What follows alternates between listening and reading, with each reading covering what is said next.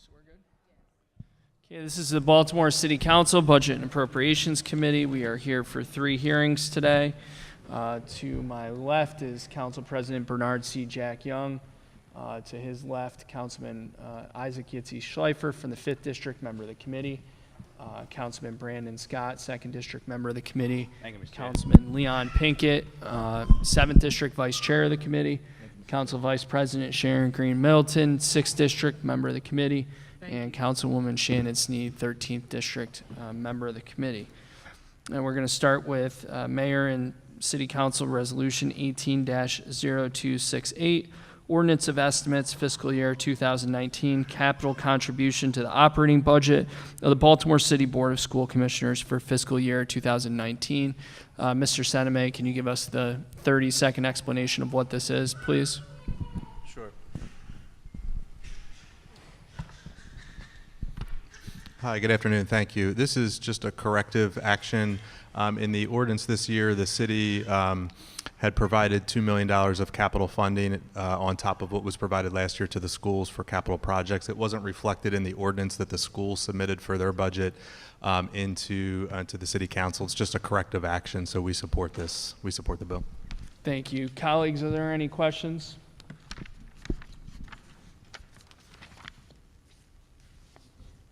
School system.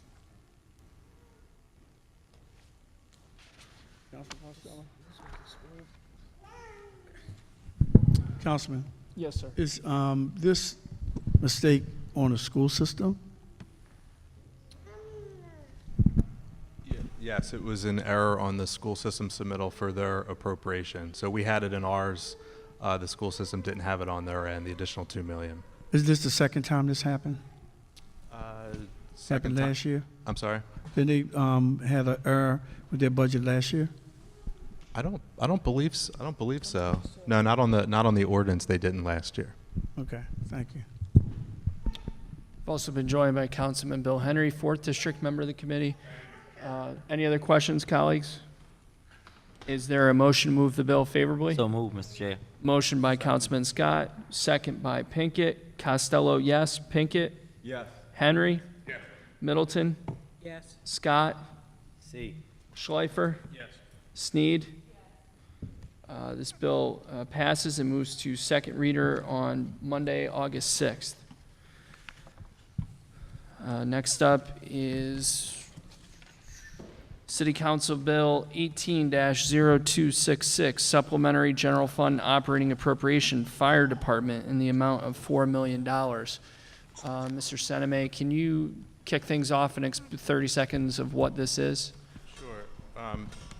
And there's 2 additional actions we're asking for today, one for fire and one for police. So if it's okay with you, I'll talk about them both collectively to start. So Finance is asking for 2 supplemental actions today to close out the fiscal 2018 budget. So it's $4 million for fire, $21 million for police.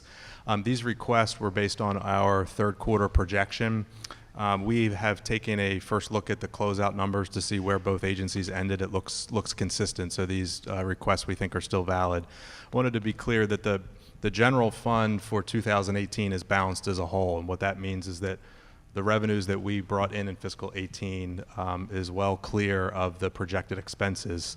What we're asking for, though, is to use excess revenue to close out both police and fire. Those were the 2 agencies that ended the year with spending, that are projected to end the year with spending in excess of their appropriation. On the police side, we've told the story during the 1st, 2nd, 3rd quarter projections. They have quite a few vacancies. They're spending overtime to do the work, especially on the patrol side. We acknowledge on the police side, of course, too, that there has been some...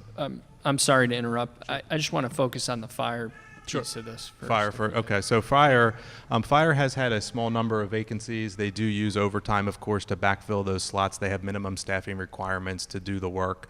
There also has been some significant pressure on the EMS side of the business, especially just due to the higher volume and pressures against that particular unit.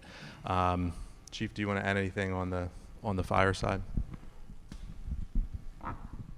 No, that's generally the gist of it. We have a staffing matrix that we maintained, and it has been one of the driving factors of our overtime, certainly.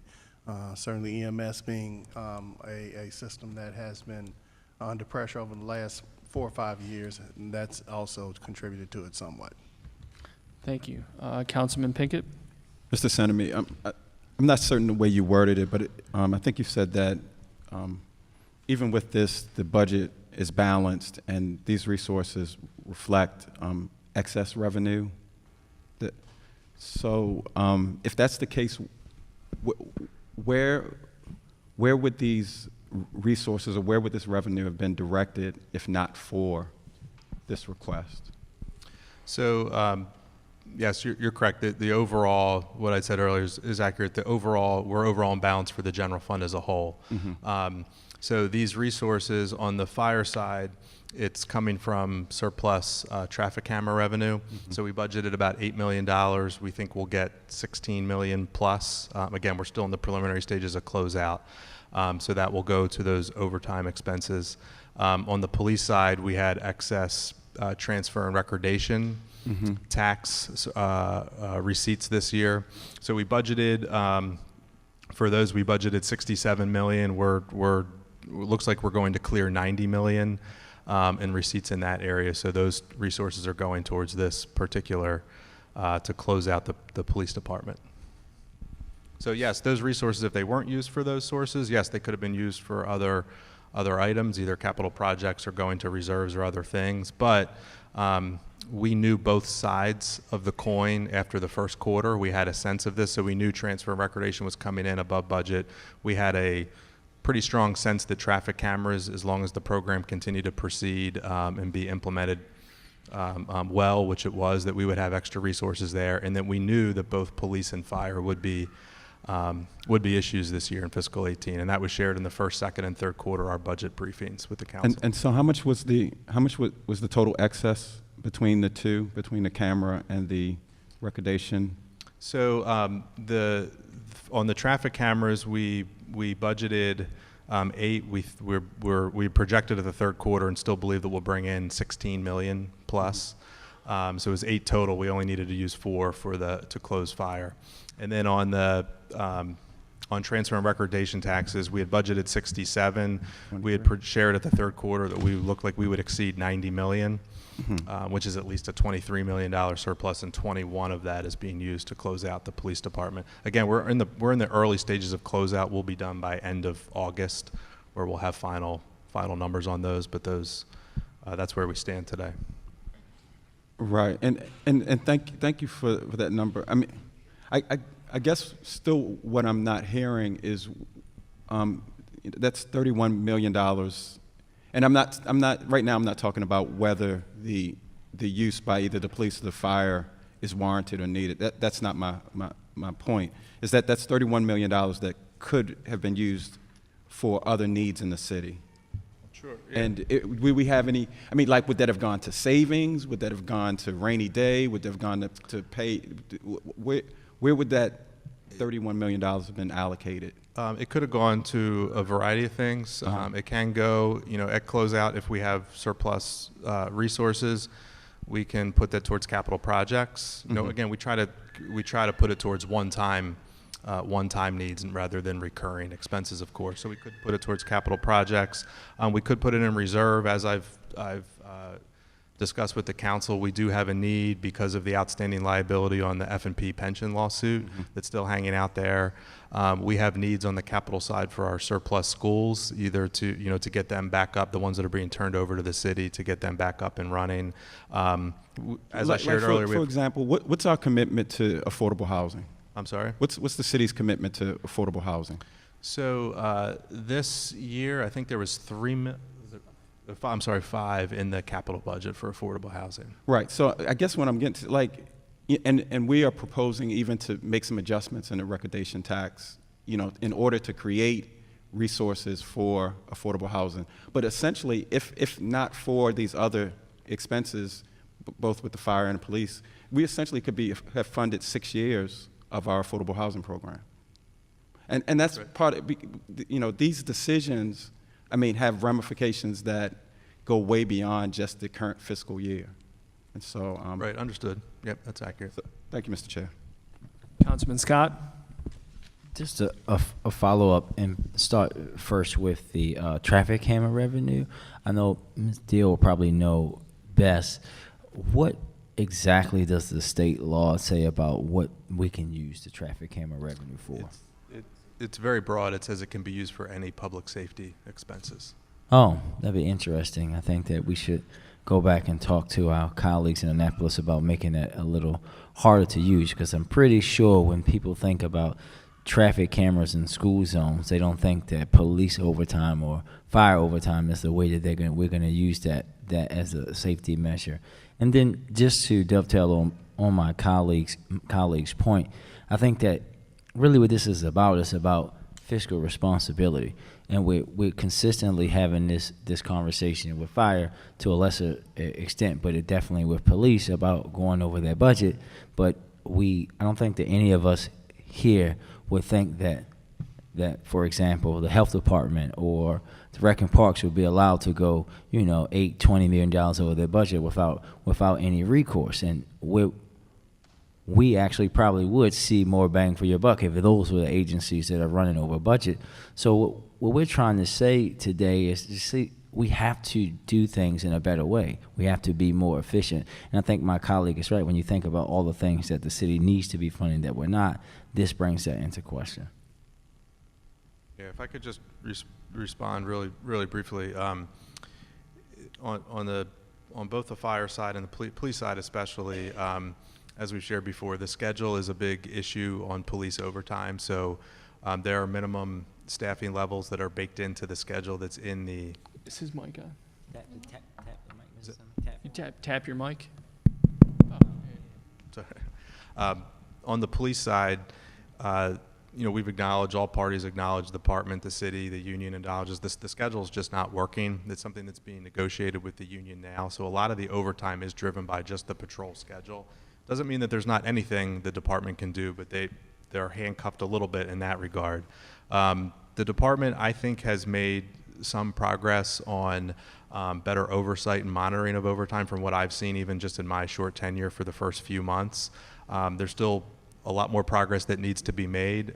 What I mean by that is there's this overall audit that's going on of police overtime, and they're putting in place processes and improvements to better control that overtime, and technology options too to allow them to better see that. So I mean, they can answer more questions about that, but I don't like having overspending in any agency, but what I've seen so far is that I think we're moving slowly in the right direction, but the schedule is such a big chunk of it that it does hamstring us to a degree. Colleagues, I want to just make sure that as we continue with questions, we're just focusing on fire department. We'll have an opportunity to talk about the issues related to police. You're good. Councilman Henry. Thank you, Mr. Chair. Good afternoon. So I'm just curious about something because I thought I remembered something from budget hearings, and I went back, and sure enough, fire suppression and emergency rescue was budgeted for the last fiscal year for $159,226,648, and the recommendation for this coming fiscal year is $159,551,636. So, an incredibly small increase, practically flat. Yeah. I guess what I'm confused by is, at what point during the budget year did you realize that they were going to be $4 million off budget in this, and why did that not adjust the recommendation for next year? So we were aware of it early in fiscal 18, and it was in our first quarter, our second quarter, and our third quarter briefing. I can't remember if you were available for that, but so we did say in all three of those briefings that police and fire would be Then issues. why didn't we recommend a higher budget number for FY19? So I think there are some actions that we can take collectively to try to get those costs under control. I mean, we're working with fire to see if we can better control those costs. Some of it is just being fully staffed, frankly, so we don't have to use overtimes. There's other things that we're looking at. to control those costs. But we did consider it, but it's also an affordability issue, of course, too. I'm sorry, the part about the staff again, if, I can see if the issue was they were low on staff, and so they were using the existing staff too much, you know, you're having to pay people overtime. So are there budgeted positions that are empty, Yes. and you've already transferred the budget savings from them, and they're still $4 million short? That's correct. Ooh, okay. Right. How much did you transfer in vacant positions? So for the fire department at the third quarter, we had, let me just check my notes here.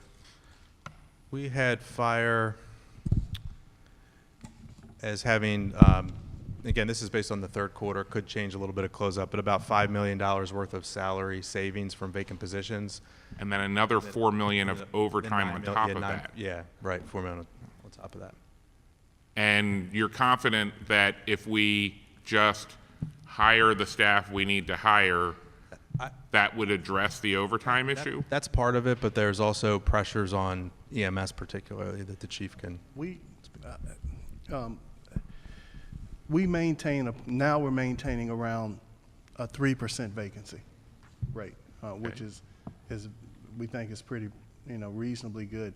The challenges that we have is the fact that at the same time we're hiring people, it takes them 6-7 months to be trained and put out in the field. Consequently, we're paying for people to leave at the same time we're paying for people to train, and at the same time we're paying overtime for somebody to sit in the seat that they were sitting in. So there's built-in challenges in our system. Okay, and but the goal is to try to maintain that 3% vacancy? The goal is to try to not go over 5%. Our goal is somewhere around 2 to 5%. We came up with that number approximately 2 years ago. And we're at what percent now? 3? We're at 2.5% right now, I believe. Okay, so, But that also counts the people that are in recruit school. I'm sorry. okay, so for Bob's purposes though, that doesn't sound like you're planning on, I don't see how this gets better. I mean, I don't, if we're already at a pretty low vacancy point, and frankly, we're at the goal that we're shooting for vacancy point, I guess what I'm saying is, why don't we just budget $4 million more for fire, for specifically fire suppression and emergency rescue? Because then we'd have to find, I mean, that, we either have to have the revenue for that or find something else to cut. So we don't want to necessarily do that. Or we need to raise the projection for the speed and the traffic cameras to match what the actual receipts are. Yeah, so with going into fiscal 18 on traffic cameras, we didn't have a program yet, right? We were just in Right. the early stages of starting. So we budgeted very conservatively for that, admittedly. We budgeted $8 million. We knew if it went smoothly, we'd get more than that. And so when we saw the issues we had with fire early in the year, we also looked at the traffic camera side of it and what we were projecting. We said, okay, this will cover it for this particular year. So when you get this additional information, does that mean that in the fall we'll have a first quarter projection where you maybe raise your traffic camera revenue projection? It could. Yeah, it could. Okay. I guess that would just be, is there, I don't know, do we have an internal action among ourselves where we like, how do we just make a note and like check back in the fall and see whether or not traffic camera revenue projections went up? I guess I'll ask Marguerite. We have quarterly. Right, that's what I'm, like just as a reminder that that's something we should check on at the quarterly briefing. Thank you. Yeah, and council, we did budget more in traffic camera revenue going into 19. Just keep in mind, our fear there, though, is that we do expect the traffic camera revenue to decline over time as people change their behavior. So we don't think we can count on it necessarily to just put it in the fire department's budget. That's been the challenge. Mr. President? Thank you, Mr. Chair. Mr. Semeny, you said that in order to front load the fire department's budget with $4 million, we have to cut something. Didn't you say that? If we were just to add $4 million into You would have fire's to budget cut, to you would put have it to up, cut something. we would have to find something to offset Okay, versus. is there any other agency that y'all seem to just give a blank check? Did you have to cut anything for that one? No, I mean, we look at each So agency where did that money come from for, for the other agency? We didn't have to cut anything to come in with these supplementals that we have now. That's what I'm asking. I mean, fire department is public safety as well. right. And I know you front load the other agency's budget because you front load their overtime, even though they go over their overtime. But you say that if we do that for the fire department, we have to cut something. That don't add up to me. Yeah, so, I mean, for police in the fiscal 19 budget, we did I didn't add- want to call the agency name because we're going to talk about that later. Okay. I was just making a statement that, you know, you can't say that I'm going to have to cut something somewhere else to front load their budget. If we know they have an overtime, just like you do the other agency, just put that amount there and hold them accountable that they don't spend over that. Thank you, Mr. President. Colleagues, is there a motion to move the bill? Motion to move the bill, Mr. Chair. Motion by Scott, second by Pinkett. Costello, yes. Pinkett? Yes. Henry? Middleton? Yes. Scott? C. Schleifer? Sneed? Bill passes 7-0, moves to second reader on Monday, August 6th. And we have our third hearing, which is Council Bill 18-0265, Supplementary General Fund Operating Appropriation of the Police Department in the amount of $21 million. Before we begin, Bob, can you give us the quick 30-second of what's going on here? Chief Ford, you're good, thank you. Appreciate it. Fire, you guys are all excused. Thank you.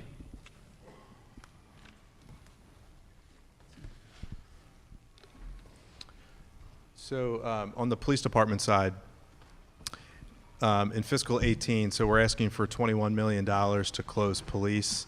As I mentioned earlier, started to get into a big part of the constraint on the police department side is the schedule that we're in. It's under negotiation. Like I said, all parties agree that we need something better, something more efficient. So on patrol, they're calling back on overtime just to cover basic patrol shifts, and even still, they're going out on many shifts short in each of the districts as best as I can see. So that's a big problem. That's something that's in the contract that the department can't necessarily control. I acknowledge, we've seen there is abuse of overtime in police. We've seen that over the past year. We know that that has happened. The department has taken some steps, I think, to tighten that up, to better document what's going on, to make sure officers are asking for the right approval to go out on overtime, and also to look at different technologies that can help us oversee and make sure that we're only using overtime when it's absolutely necessary. So that's the big driver. I would defer to the department if you have any more specific questions, but that's the sum of it. No, that's helpful. And real briefly, what's the, just summarize again what the source is for us on this? Right, so the source is transfer and recordation taxes. So we budgeted $67 million this year in transfer and recordation. Looks like we're going to exceed 90. We might even hit 93 this year. It depends on how closeout shakes out. As we've stated before, we budget very conservatively there on purpose. We've had years, the housing market has remained strong transactionally, so we're generating a lot of revenue here. And I just caution, as I always do in these hearings, that source, if we have a recession or the market dries up, it declines very quickly.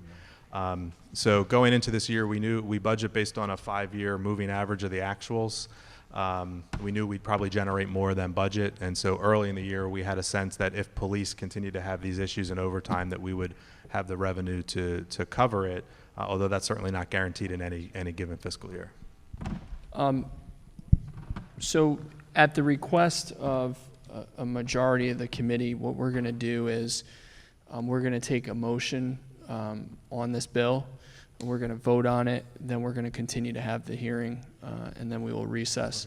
Okay. Is there a motion to move the bill? Motion, Mr. Chair. So there's a motion by Scott. Is there a second? Second. Second by Middleton. Costello, no. Pinkett? No. Henry? Middleton? No. Scott? No. Schleifer? Sneed? No. Okay, we're going to move into second portion of the hearing, testimony from the police department. And if you could just introduce yourself and everyone from your team, please. Good afternoon or good evening, Council President and men and women of the Council. My name is Paula Williams. I'm the newly Director of Fiscal Services. I started on March the 26th. With us, we do have our Chief of Staff, James Gillis, and then we have Chief O'Dowd here with us. And we also have Deputy Andre Bonaparte, and we also have Anthony Smith with us. We do apologize this afternoon that our interim commissioner, Gary Tuggle, he had a prior commitment, and so we are here to represent. As already noted, we at BPD, we recognize that we had challenges in FY18. But also, we've already stated that we are making strides to correct our errors as best as possible.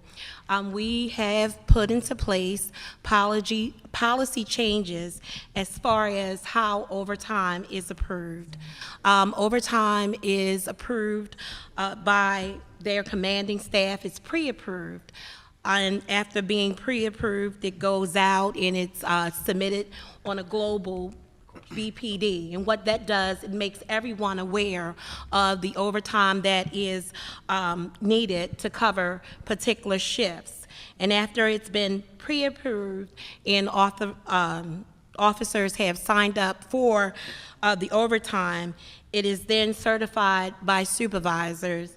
And afterwards, it goes through a whole process, and once those officers, they do work those shifts, now it's being verified that they have worked those shifts. So what we are doing, we are holding officers accountable, we are holding their shift supervisors accountable, and it's coming from the top and it's trickling down. We also already stated by Bob Senneming that the mayor's office, they continually to provide overtime audit, and also in our department, we have the IG's office, and on July the 30th, they will conclude their solicitation or their background check for an inside auditor, which their responsibilities will be to audit overtime. They have slated on their audit schedule that they will do 3 30-day audits, and those audits will be performed using random selection. So we do have that process in place. Also, I would still mention that we are communicating.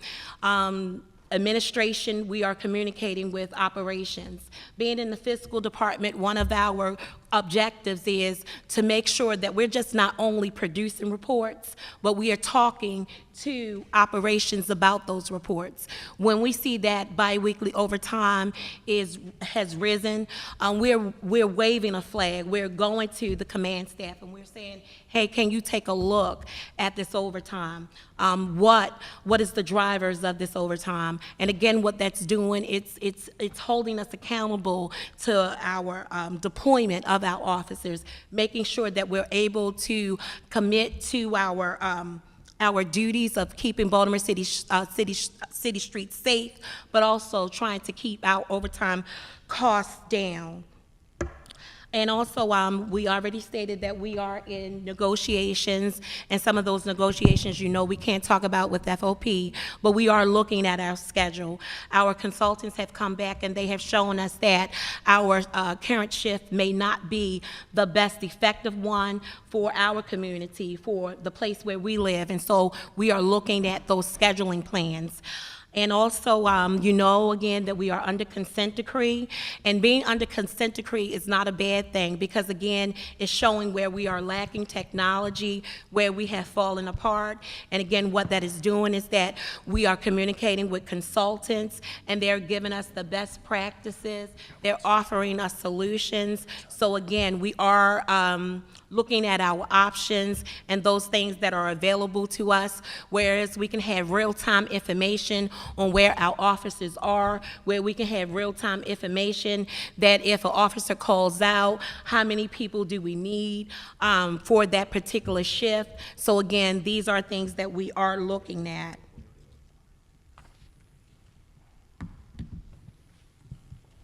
So, just so I'm clear, and this question's for Bob, the charter seems pretty specific, and this is just my interpretation. I'm not an attorney or a judge, so you can correct me if I'm wrong, but that we're supposed to have a city council ordinance before this money is spent, correct?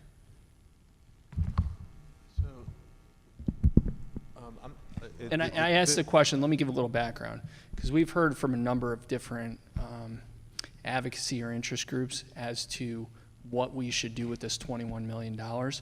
It's oftentimes challenging to explain to people the money's already been spent. Right. Right, so the Right. money's already expended, the money doesn't exist anymore for all intensive purposes. Right.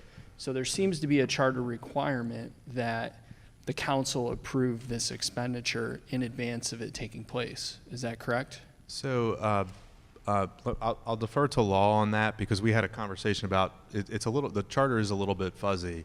Let me just explain what our practice has been for that purpose, because I understand there's a certain point where you run out of money, so to speak. Right. I mean, our practice has been that through the quarterly budget briefings that we try to keep the council as up to date as we can on what we think the trends are. Our practice has been we don't ask for a appropriation, a supplemental, until after the third quarter when we're getting close enough to the end of the year that we know what that amount is. And this year, it was submitted in May. In terms of whether spending should stop, I don't know if the council, I don't know if the charter says that specifically. Can you comment on what your? I don't see an actual wording that mandates that it occur before the appropriation, before the money is paid. It's just says that in the end there has to be a supplemental appropriation ordinance. It is fuzzy as to when that has to take place. Okay, so, and we're going to ask Rebecca, who's our counsel, and Rebecca, I'll give you a hard copy printout of this as soon as we're done. But I'm in Article 6, Section 8, Item C. I think that's the appropriate legal terminology. Supplementary appropriations requisites of ordinance. Every such further or additional appropriation shall be embodied in a separate ordinance limited to a single program purpose activity, ... So perhaps I'm interpreting it the wrong way, but that was what I was getting at. I'm gonna ask Rebecca to take a look at it and chime in. Thanks, Liam. Appreciate it. Which leads me to the second question. There has to be some type of authorization for these continuing expenditures. Who in the administration is that coming from? Is that coming from the finance director, BBMR, the mayor's office? Where's that? Who's authorizing the continued expenditure throughout the year? Yes.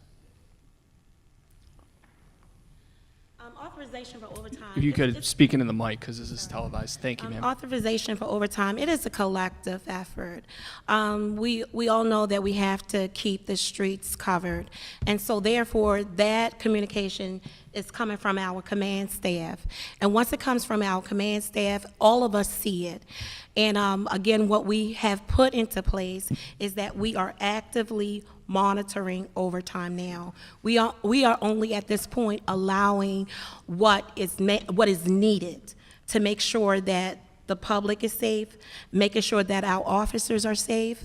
No, I get it, and I'm not arguing that Right. having these police resources on the street is not absolutely necessary. I think maybe I asked the question the wrong way. You went in one direction. Okay. You went down on the organizational structure. I'd like to Go try and what? delve up.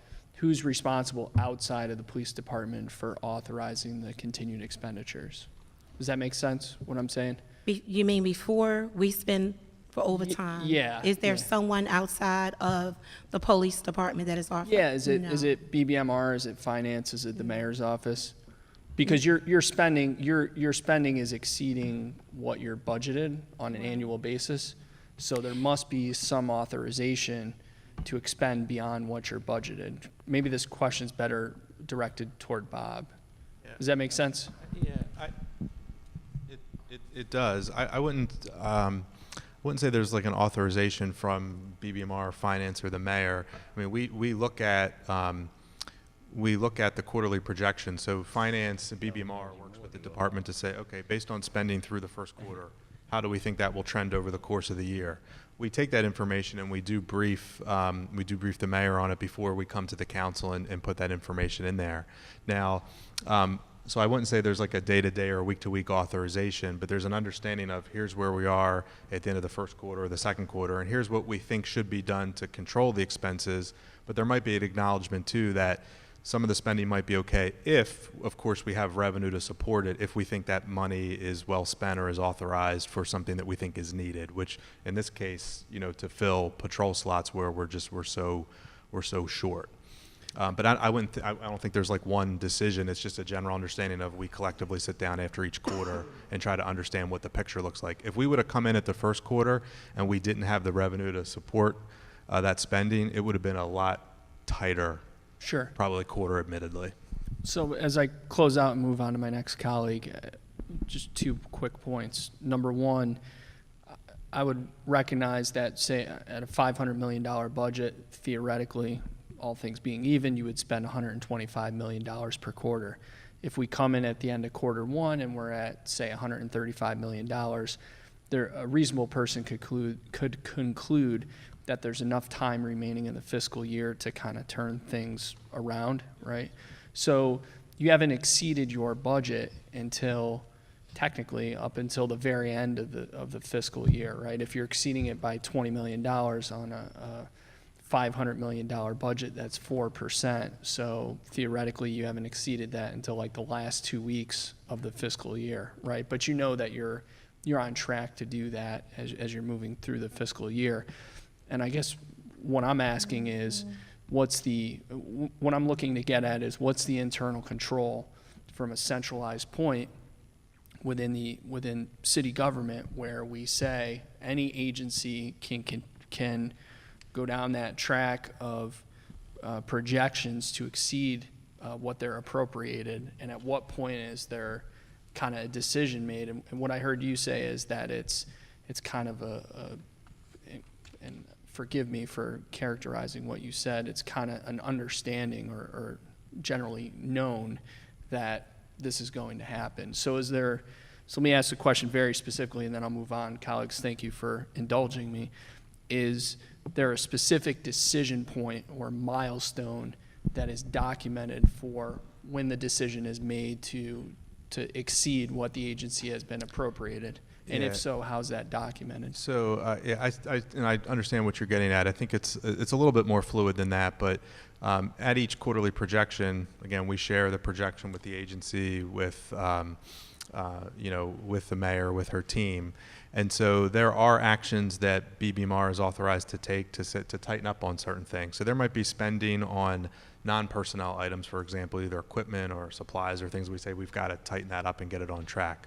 On overtime, I think it's been a little bit different just because so much of it is driven by the patrol schedule. So the patrol schedule, a lot of it is just backfilling slots that we feel like we need to cover. And so we do put controls in place all the time. I mean, our analysts, for example, they approve every requisition for what the police department spent. So there's times that we might say we can't spend that because we think we're off track. And sometimes the agency will push back and say, hey, we really need that. We say, no, we can't afford that.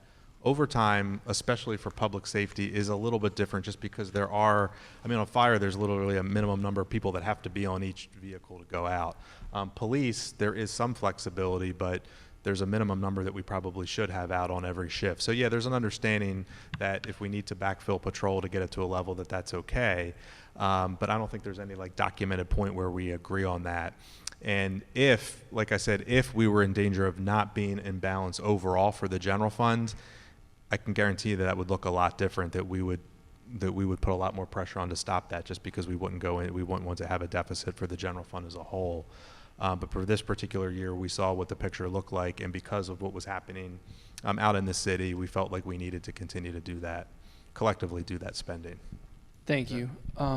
Rebecca, if you could chime in on what we asked real quick, please. Sure. Rebecca Tabb, General Counsel to the Baltimore City Council.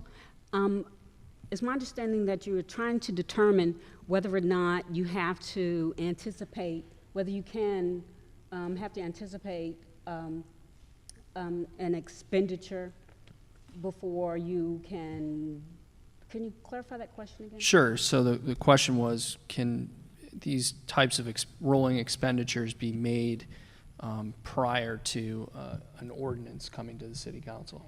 And budget and the law department utilize the term fuzzy, and I think that's appropriate. I would have to offer that the charter has to be a living, breathing document to allow you to adjust based on the needs of the city as you see fit for that year. And when you look at Article 6, Section 8, it addresses deficiencies, supplemental appropriations. So you cannot know that ahead of time. If you did, maybe you would have already appropriated for it. And then when you look at that section you had directed me to, I don't see where you're limited on when the expenditure is made as opposed to when the council considers an ordinance for it. And the council has its choice of whether to approve it or not. And it's unfortunate if you've made an expenditure that the council doesn't approve of. Thank you. Okay, thank you. Mr. President? Thank you, Mr. Chair, but I think you already asked the question, but I'm going to ask it again. With the overtime, where are we at now? Have we exceeded the overtime expenditure already for the police department? Where are we now in terms of overtime? So we have preliminary reports for the period of July to June, because we're already into fiscal 19, of course, but for that, and we're not quite finished, crunching on the numbers, but it looks like they spent about $47.5 million of overtime. Is that 47. About $47 million of overtime this year Already? And that's unaudited, of course, through June 30th. He's talking about the last fiscal I'm talking year. about this fiscal year now. Oh, fiscal 19. Yes. That I don't have in front of me. Do you? What?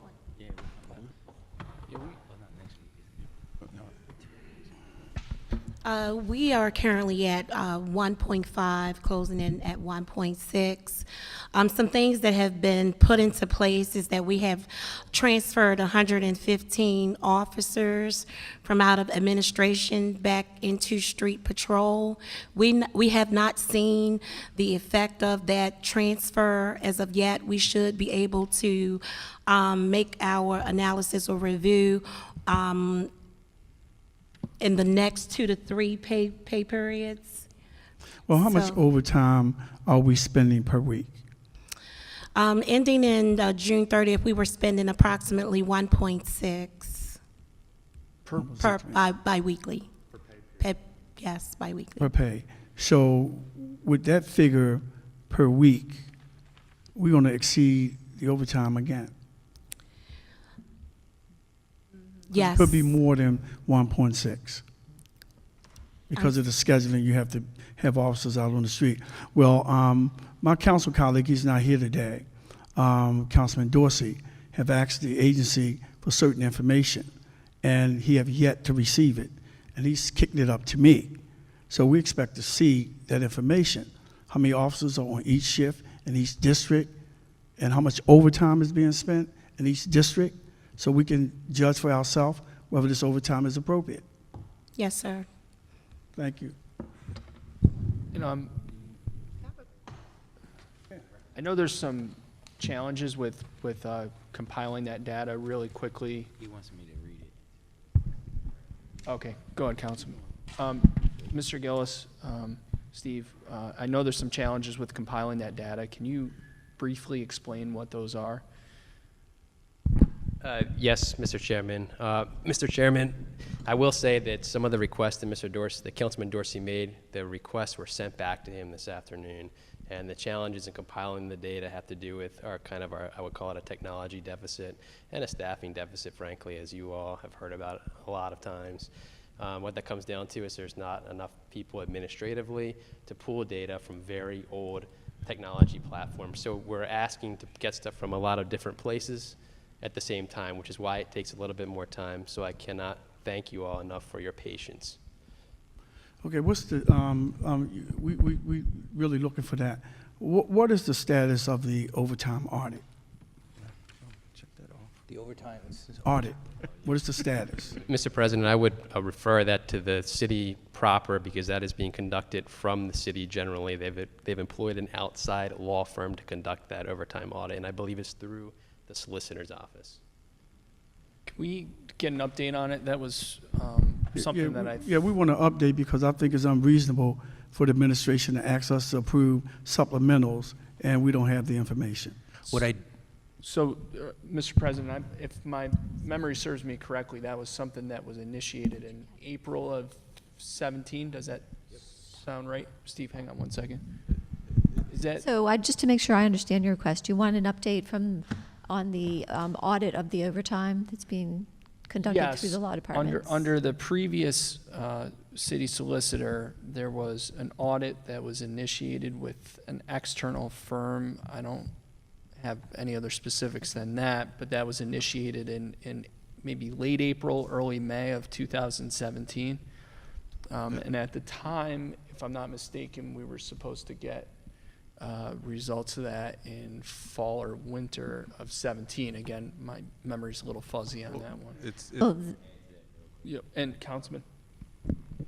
Thank you, Mr. Chair. And Mr. Chair, if we could add, during the budget process, actually, the city solicitor was here for a hearing, and I, in particular, asked him if the council could receive the results of the staffing study for BPD that we know it's done, and we were told that we would receive it in 2 weeks.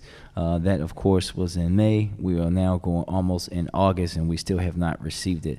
I think that we need that information as well, even though we all know what it's going to say. But for us to be asked to move a bill for $21 million without receiving the staffing study that has been done for at least since a few months, I think is unacceptable as well. So, Elena, let's start with the overtime audit conducted. Who's the external firm who's conducting that? I am not aware of the name of the firm. I know it's being conducted, but I don't know the name of the firm, so I can get that for you, though. Okay. Can you get us what the cost of that audit is? The name of the firm conducting it? If there was Board of Estimates action to initiate that audit or transfer the funds to initiate that audit, and what the time frame is for completion of that audit? 14 months, 15 months seems like a long time. And this is coming from someone who was an auditor for Congress for 8 years, where we would conduct 11 and 12 and 13-month audits. So I think it would be... right. Okay, I will get that information. There could have been some delay as a result of sort of the unexpected departure of the previous solicitor during that time. But if you could get us an update via email and by this Friday, that would be greatly appreciated. Let's jump back over to the staffing study for a moment. So that was a request that was made during the budget hearings. Is that correct, Councilman? Yes, sir. And the solicitor said that there was some information that needed to be protected, even from the council, which I personally think is ridiculous. But he said that we should be able to receive that within 2 weeks, and that was during the budget cycle, and we haven't received it yet. I'm going to jump to Jim. Do we know if that study was conducted internally or an outside firm? Or Mr. Chairman and Mr. Councilman, I believe that the study was conducted by the Police Foundation, which is out of Washington, D.C. Okay. I believe that the final version, the final product, is not due until September. So this was a draft form of the staffing study.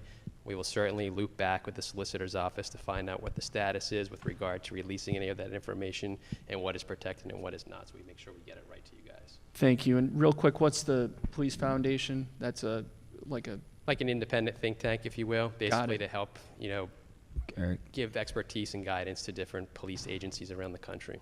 Got it. Thank you. So, Elena, if you and Jim could coordinate on that one to get us a response by this Friday, just on the status. Certainly. Thank you very much. Mr. President, are you good? I'm good. Councilman Scott, and then Pinkett. Thank you, Mr. Chair. I think that before I go ask my first question, you got to realize that what happened here today is a clear message that the status quo is not going to work anymore. We can't come to the council and ask them to approve a $21 million thing and not have talked to any of us on the committee, but also not willing to share this kind of information. We know the environment that we're in, and this council is consistently told that we're fiscally irresponsible when we want to see small monetary gains for things like rec and parks or the health department or after-school programs. But then to have this come, $21 million to come and just expect us to pass it within the blink of an eye, I think shows a complete lack of disrespect for this council. But to follow up on that, and I think the contract is a very important thing.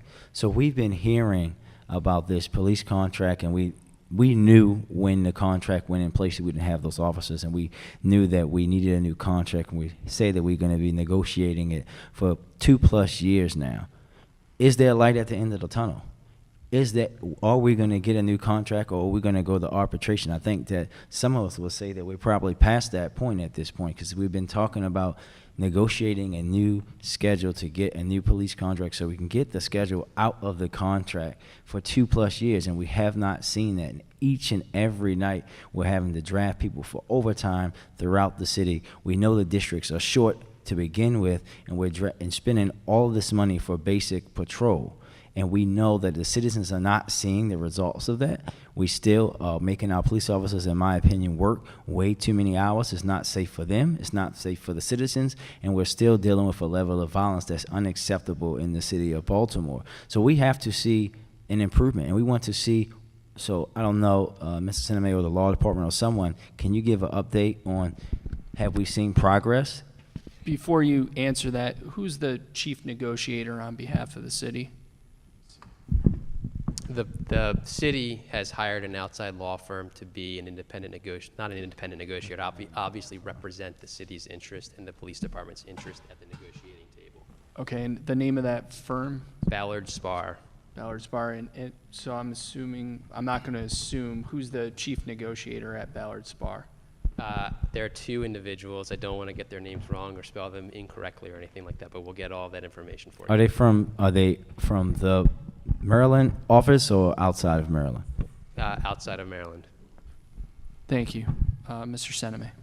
I can just say, many of us here have been participating in these negotiations. We're negotiating in good faith with the union.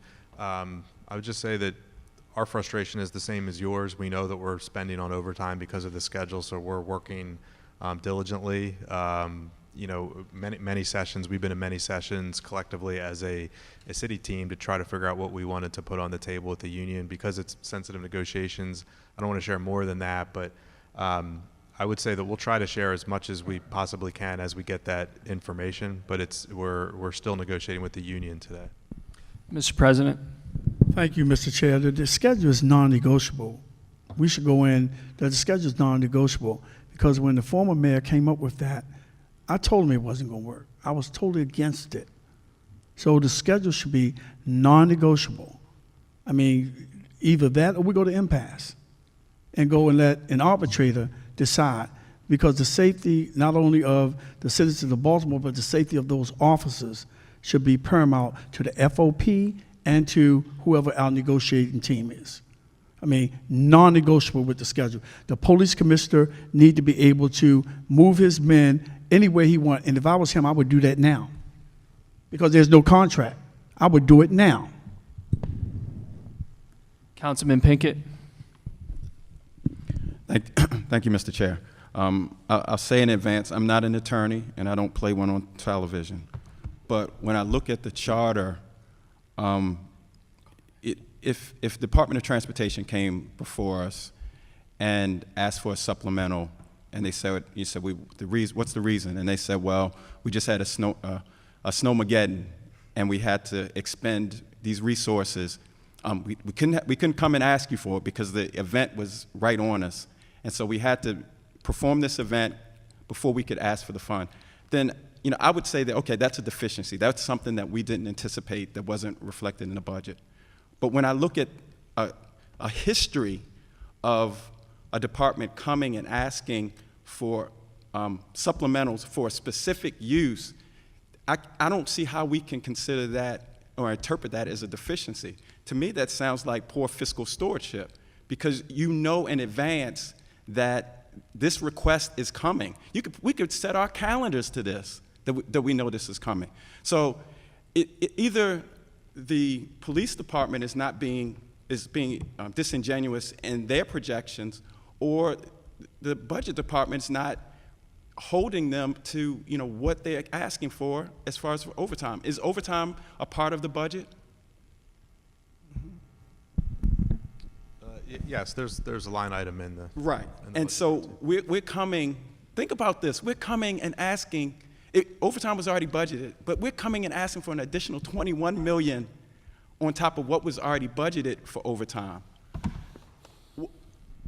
Most fiscal analysts would probably lose their position if they came in and told their bosses, I'm asking for an additional $21 million over what was already budgeted.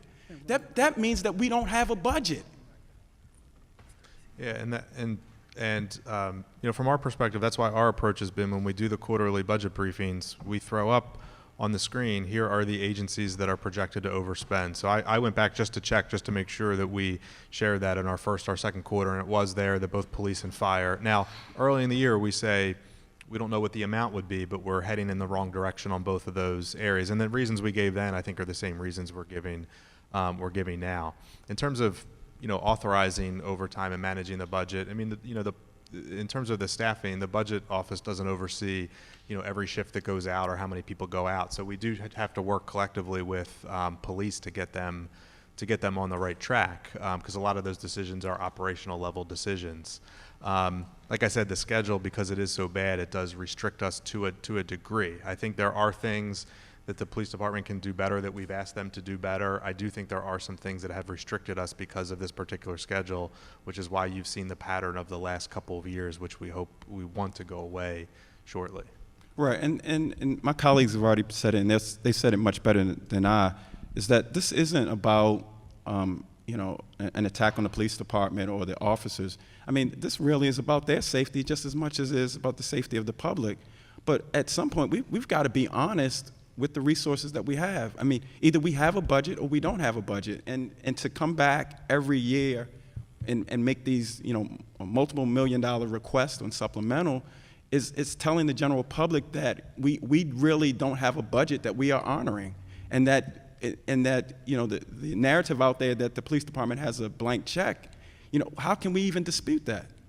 Yeah, and I don't disagree with your saying, and I just like to point out that part of the conversation of the fiscal 19 budget was trying to get us budgeted at a level that's realistic. So I think going into 19, what we asked the department is we said, look, the budget is you're spending about $20 million above budget. It's unrealistic given what's happening and given what we have for the schedule.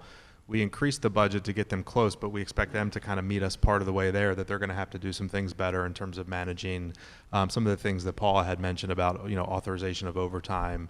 The schedule, even if we get it, it will take time to get it into place, but also those technology things and trying to eliminate that abuse and hopefully the help we're seeing from the audit. So going into 19, we're not going to be coming back for asking for $20 million next year. That's for sure.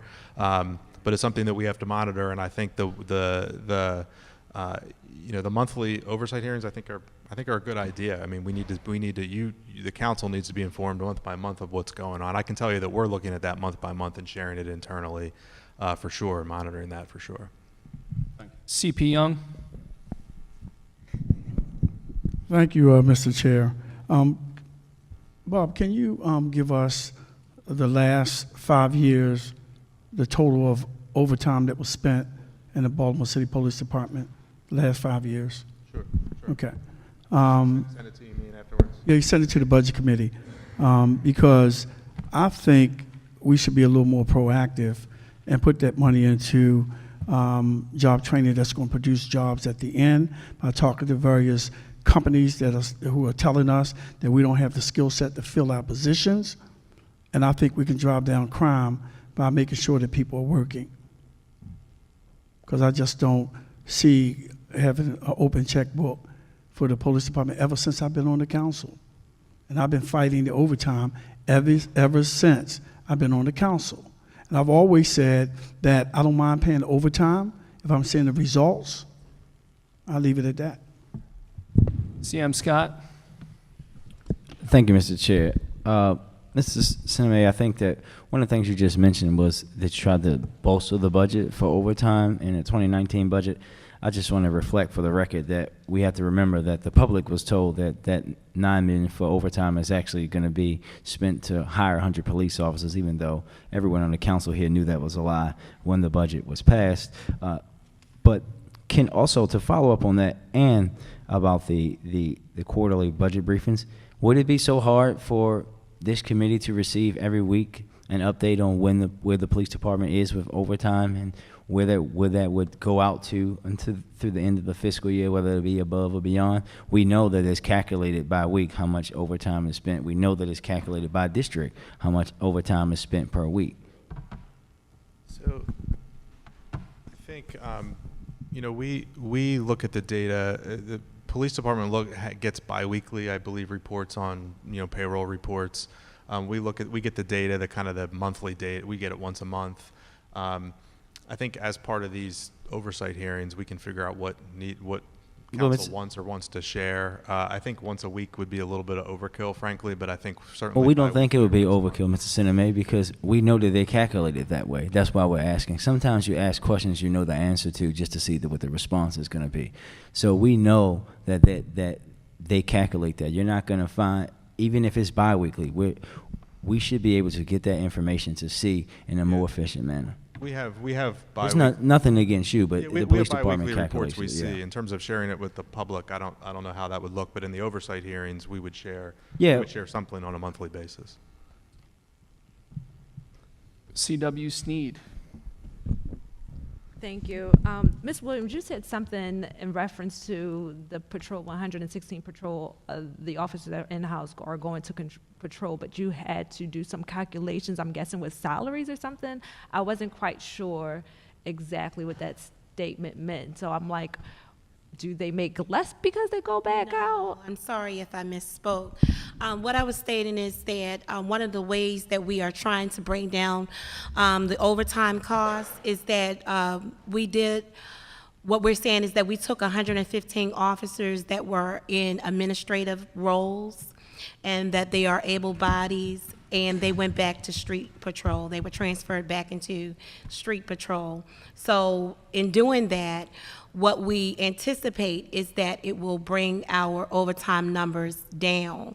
But because we just may have done it like in the last 2 weeks or so, we don't have that data in front of us to really see if us moving the officers from administration to operations, like what is the effect? Now, have we created another issue on the administration side because we moved those police officers? So we still can't give a true analysis of really, what our move actually did. So. Thank you. CVP Middleton. Can I say something very briefly? Please, I just Mr. want to, Gills. not all of those officers came from administrative functions. I just want to make that clear for the record, that's all. Thank you. Middleton. Thank you, C.M. Costello. I guess my comments are more in layman's terms, as I can feel Council President Young's advocacy, as really and he's telling the truth. He has always been fighting and trying to figure out this overtime, but I just want to remind everyone that we as a council represent constituents and taxpayers, and we get calls constantly on hotspots, open-air drug market areas, prostitution. We're in the streets as well, and we get calls from our constituents where, they'll follow the process, but then they're asking us, we did this, where are the police? Where is the foot patrol? When are they going to have more public safety forums? They're reaching out, and when we come to these hearings and you're asking for this, what overtime, how can we justify when we don't see foot patrol? I still don't see foot patrol in my district. How can we explain overtime, things, asking for this extra money over and over when we can't justify what we see or what's happening on the streets? I know that there's things in place, cadet programs, getting an apprenticeship started, just different things are in place, and then you're saying that you're pulling officers from, I guess administrative duty. Well, where are they going? Our city is in dire need of having officers walking these beats. I got a call last night in a area of Park Heights from someone sent me an email, and they live not far from one of the hot spots, from 12 to 6, 12 at night to 6. Couldn't see a police anywhere. An open-air drug market. Where is the foot patrol? Constituents see this as something easy to put in place. Rearrange something. We need to justify why you come back for more money on overtime, and we honestly don't see it. Yes, ma'am. Good evening. My name is Deputy Commissioner Andre Bonaparte. Good evening, Chairman and members of the council. Ma'am, you're absolutely right. We need to do a better job. Part of what we have been attempting to do is to resupply patrol. I think it's not a secret that patrol was at a bare minimum, a very frightening level of officers staffing, that we had to make a very hard and tough decision in terms of what we needed to do in order to provide safety for the citizens, but also safety for the officers that were out there on the street. So that was imperative that we do that. We've taken those steps to do those things and rearranging the agency to a point where we could provide some staffing to the districts. But there's other parts to this as well. Part of the challenge that we're also seeing is that the calls for service. We are still, and I've made this comment several times at this podium within the last few months, we are still operating as though we have, 3,100, 3,200 officers on the street. Our calls for service are still around, last year I think it was 948,000 calls for service, something around that level. Where, not to cut you off, but where are those partnerships with the Sheriff's Department, the state police? We still have those, ma'am, I'm sorry, we still have those partnerships. We run several initiatives throughout the city with federal partners, with the state police, also with the Sheriff's Agency. We're still in these partnerships with them. So those things still go on, but also understanding their limitations in terms of staffing. The Sheriff's Office is not a very large agency itself, and they have their own duties and responsibilities. We're very thankful and for what the service and what they do to help us in fighting crime, but we also know that there's limits to what they can do.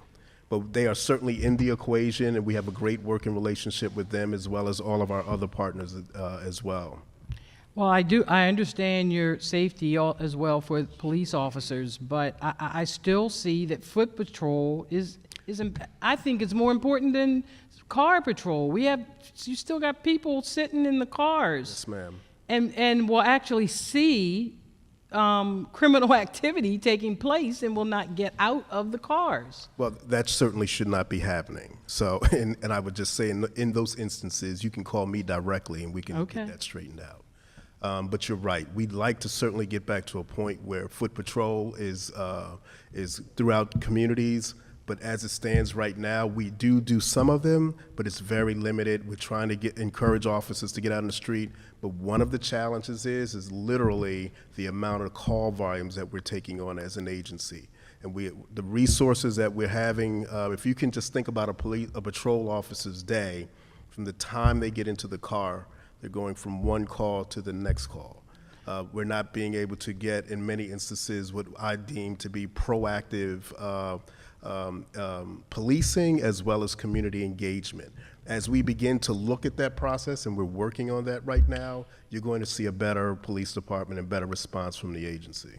Well, and I really want to just try to get all of you to see that we represent the people out there as well that we have to answer to. Yes, ma'am. And we want to bring back the right answers. And right now, we're not feeling it. Yes, ma'am. We're working towards that. I can tell you that. I can assure you of that. Thank you. Yes, ma'am. Councilman Scott. Thank you, Mr. Chair. Mr. Deputy Commissioner, you know that this council fully supports changing the way that the police respond to calls for service. You know, I was the first person to say that you can't police in 2017 at the time, like you had 3,000 cops when you don't. And I think that, again, to the finance department, if we can speed that up in any way that we can, that would be greatly appreciated. We know that we don't have patrol officers, in my opinion. We have call takers, because that's all they do is take call to call to call, many of them which are not of the emergencies, and we're still taking them through 911, which is supposed to be an emergency number. We have to change that culture. It's going to be a culture shock for the city, but we'll have a better and a more efficient police department when we do that can actually patrol and look for crime versus being reactive, but also we'll be spending our money in a more efficient manner. Yes, sir. I think this question is for Bob or Jim. So the negotiations, those with the FOP, have been going on for about 2.5 years. Yeah, it's about 2 years. Or Mike. About two, best I can remember when I got involved in it. So at some point in the process, if we come to a standstill, which is what it seems like right now, there's a decision made to go to arbitration. How far away are we chronologically from that happening? I mean, I can tell you I wouldn't say we're far away, but we still are negotiating in good faith. I mean, we believe the things that we've put in front of the table, that we will put in front of the table, that are things that are mutually beneficial for both sides. We have talked internally about preparing for that scenario, so it could come soon. But we are negotiating in good faith with the union because we think we can come to an agreement with them. And are the issues raised around the schedule which have helped or which have contributed to exasperating the overtime situation, are those being addressed during the negotiation? Yes, for sure. I mean, I can tell you without sacrificing any of the information at those I mean, it's an issue for both sides. The union is not happy with it because of some of the safety issues and the time that they spend, that they have to spend out, additional hours on top of their normal shift. It's an issue, of course, for us because of everything we've seen. So it's generally it's collectively, neither side is completely happy with the schedule. It's just trying to get something on the table that we can agree with. And then if not, taking the steps to say at a certain point, this is what we want and this is how we will move forward. We're not quite there yet, but we're certainly, because of the time we spent on this, we're getting closer to that point. So recognizing that you probably can't isolate the schedule issue because there are other items that are inextricably tied to that during the negotiation, what I'm hearing you say is that both sides, the city and the labor union, want to change the schedule. I think it's fair to say both sides are dissatisfied for different reasons in some way, are dissatisfied with the current arrangement. But again, it's a very, from the officer side, some might really like it, but collectively what we've heard is that there's some dissatisfaction, and the city, we know, is not satisfied with it, mostly because of the cost and because, largely because of the cost. Okay.